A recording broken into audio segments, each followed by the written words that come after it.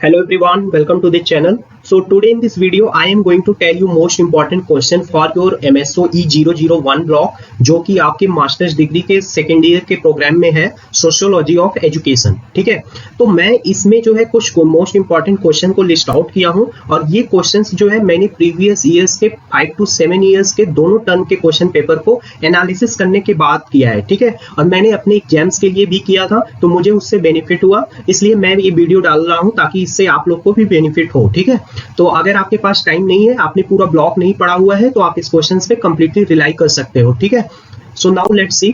तो पहला क्वेश्चन है sociological perspective on the education. अब देखो इसमें दो टाइप के क्वेश्चन पूछते हैं। पहला ये डायरेक्ट पूछ लेगा कि explain the sociological perspective on education, तो इसमें आपको डिफरेंट पर्सपेक्टिव जैसे functionalist perspective, conflictist perspective, positivist perspective, symbolic interactionist perspective and post modernist perspective, इन सबको आपको एक्सप्लेन करना होगा। ठीक है, और फंक्शनलिस्ट में आपको पता है कि इमाइल दरखेम आते हैं। ठीक है, कॉन्फ्लिक्ट में आपको पता है कार्ल मार्क्स। ठीक है, तो इस तरह से आप एक्सप्लेन कर देना। ठीक है, लेकिन कभी कभी क्या होता है, ये कंपेयर करने को बोल देता है, जैसे compare the functionalist perspective on education and conflictist perspective on education, तो आपको उसमें कंपेयर करना होता है दोनों पर्सपेक्टिव को।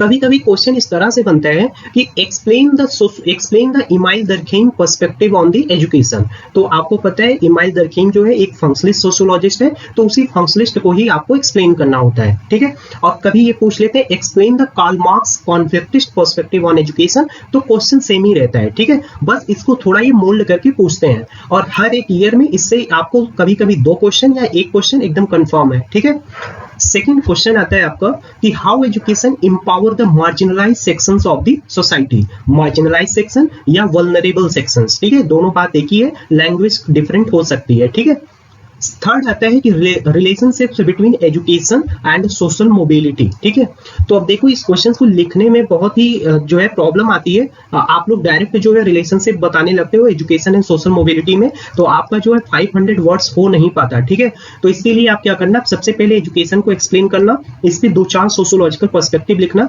ताकि एक पेज में ये अट जाए, और सेकंड आप सोशल मोबिलिटी को एक्सप्लेन करना एंड उसके जो टाइप्स होते हैं कि horizontal social mobility, vertical social mobility, फिर उसमें आता है इंटरजनरेशनल, इंट्राजनरेशनल, तो उसको भी आप एक पेज में एक्सप्लेन कर देना। ठीक है, तो 2 पेज हो जाएंगे और बाकी जो 3 पेज बचेंगे ना, आप 4 to 5 पेज में लिखते हो आंसर, तो बाकी जो पेज बचेंगे उसमें आप रिलेशनशिप्स बता देना। ठीक है, तो इस क्वेश्चन को अप्रोच करने का एकदम जो सही तरीका है वो यही है। ठीक है, नाउ फोर्थ क्या है कि role of the education in society with reference to Ivan Illich ideas. ठीक है, तो ये भी पूछते हैं।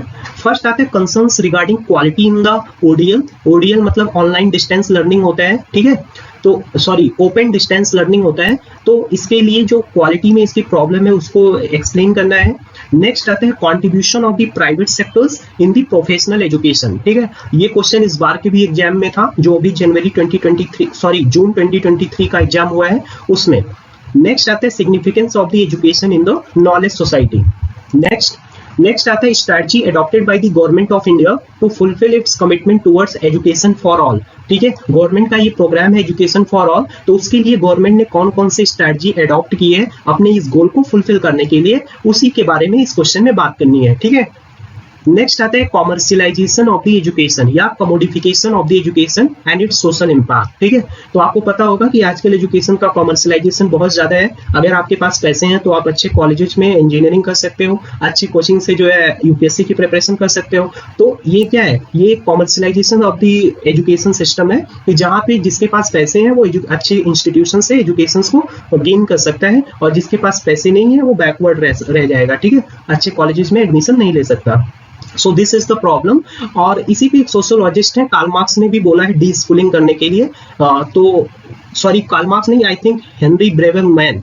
सो नेक्स्ट आता है आपको relationship between gender, socialisation and education. ठीक है, ये भी एक इंपॉर्टेंट क्वेश्चन है। देन आपका आता है impact of the globalisation and free market economy on the higher education, ये भी क्वेश्चन इस बार था। Then how education contribute in the process of the nation building, so this is also one of the most important question. 13 आता है कि discuss the major concerns of the educational reform in the SAARC countries. ठीक है, इसके पूछने के chances बहुत ज्यादा है दिसंबर 2023 में। ठीक है, नाउ नेक्स्ट आप देखो, इसमें एक शॉर्ट नोट्स भी पूछता है। अगर आपने पेपर देखा होगा तो आपको पता होगा, ठीक है। एक क्वेश्चन शॉर्ट नोट्स पे आते हैं। तो ये देखो डीपीईपी, इसका फुल फॉर्म होता है डिस्ट्रिक्ट प्राइमरी एजुकेशन प्रोग्राम, ठीक है। और ये आता है कैपेसिटी डेप्रिवेशन। देन एक प्रोग्राम है सर्व शिक्षा अभियान, इस पे भी शॉर्ट नोट्स पूछता है। Then digital divide, then non formal education, Janshala programme, multicultural education, education for all, ठीक है। सो अगर आपने पूरे ब्लॉक को नहीं पढ़ा है तो इन सारे क्वेश्चंस को, इन सारे सब टॉपिक को आप अच्छे से तैयार कर लेना, एंड आई प्रॉमिस यू आप बहुत ही अच्छा मार्क्स जो है गेन कर सकते हो। और इस पेपर में काफी अच्छे मार्क्स मिलते हैं, 77 78 तक मार्क्स भी गए हैं, ठीक है। तो मेरे मार्क्स अभी अपडेट नहीं हुए हैं, तो अपडेट होंगे तो मैं आपको बता दूंगा, ठीक है। सो thank you so much and thanks for your time. If you like this video you can subscribe to the channel and you can share to your friends so that they can also get benefited. Okay, so thank you so much.